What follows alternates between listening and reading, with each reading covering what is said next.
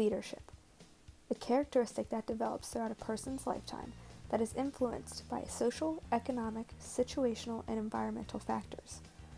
Leadership is an action that one takes in order to progress forward towards a goal while maintaining good relationships that exist both internally and externally. Leadership embodies adaptability and constant development. My definition didn't develop overnight, so we need to go back to the moments that influenced this definition.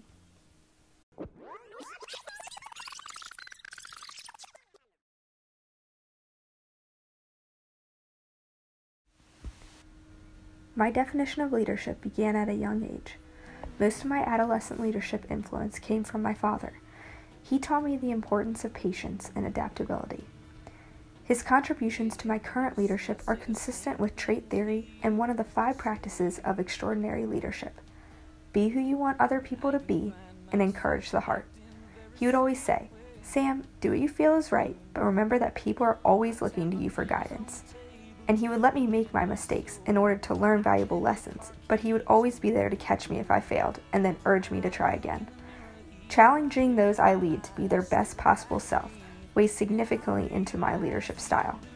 I encourage those that I lead to be individualistic and passionate, but maintain structure, maturity, and obedience while doing so.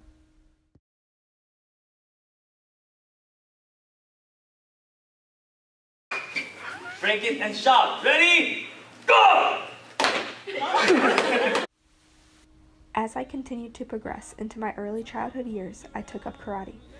This was the first influential leadership that I had witnessed outside my original definition. Originally, I thought leadership was a way of action and something that you had to be born with. While in karate, aspects of behavioral theory imposed its way into my original definition. Everyone started at the bottom and worked their way up.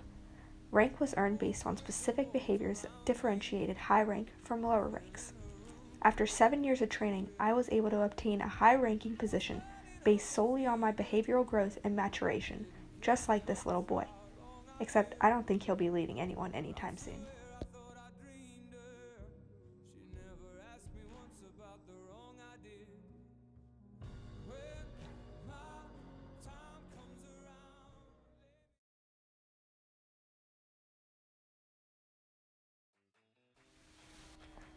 During the time I was in karate, I took up softball as well.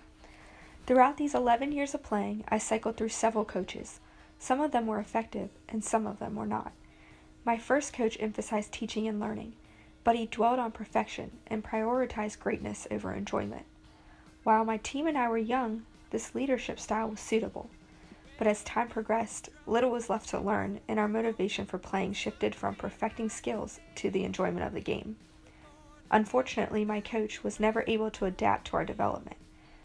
We soon grew apart and required new leadership to continue on. This moment emphasized the importance of incorporating the contingency theory within my leadership style. Not all leadership styles will work for all situations. Leadership must develop with the progression of the group. Our new coach was able to balance the fun of playing with coaching, and this resulted in numerous wins and successes for our team.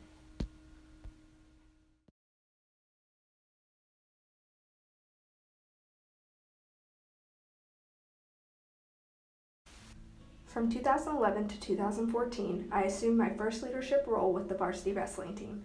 I was chosen by the varsity wrestling coach to oversee his team of 40-plus guys during their tournaments and meets while he was coaching. All of this was in addition to my main responsibility of accurately recording their individual stats. Patience was the key to leadership within this role, as taught by my father in my adolescent years. I was the only female on this team of boys. Tournaments changed daily and their moods changed hourly, requiring frequent adaptation of my leadership style. I had to maintain good relationships both internally with the team and the coaches, as well as externally with the referees and tournament officials. I also played varsity softball for 4 years, which is when I had the opportunity to apply my knowledge of behavioral theory from my years in karate. As a freshman, my coach forced me to prove through my behavior and skill that I was worthy of a starting position. By the middle of the season, I had obtained a starting spot on this team. My teammates taught me how to be a leader on this team, to which I applied my junior and senior year when I was elected captain. Once again, I tracked back to my father's life lessons of remembering that others are always looking to me for guidance. All my actions reflected on my teammates, just as all their actions reflected on me. I made sure that as their leader, I demonstrated the same actions that were expected of them. I also implied the importance of adaptability that I learned from my failure of my first coach. The team changed and tensions rose throughout the season. It was my role to observe this change and alter my leadership in order to redirect my team in the direction of success. Now I'm about to graduate college, and my focus in leadership has changed from sports to academics. I was chosen by 2 of my professors to be their teaching assistant. My definition incorporates adaptability and constant development for these types of leadership roles. Each student that I teach is different.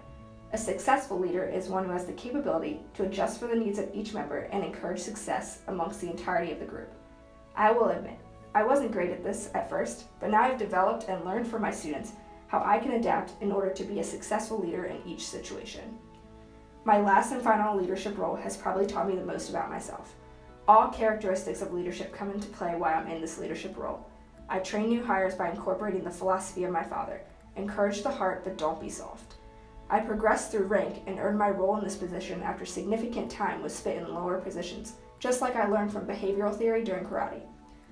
Adaptability is a must. As emphasized by the failures of my first softball coach, without adaptability, I would easily become overwhelmed in this high-paced emergency environment. Each one of my team members has different characteristics and motivations, all of which I must know as their leader in order to make everyone successful in their positions. And finally, development of my personal self is a constant process. 3 months ago, I sucked in this role, but by recognizing my situation and admitting my flaws, I have grown and developed into a successful leader.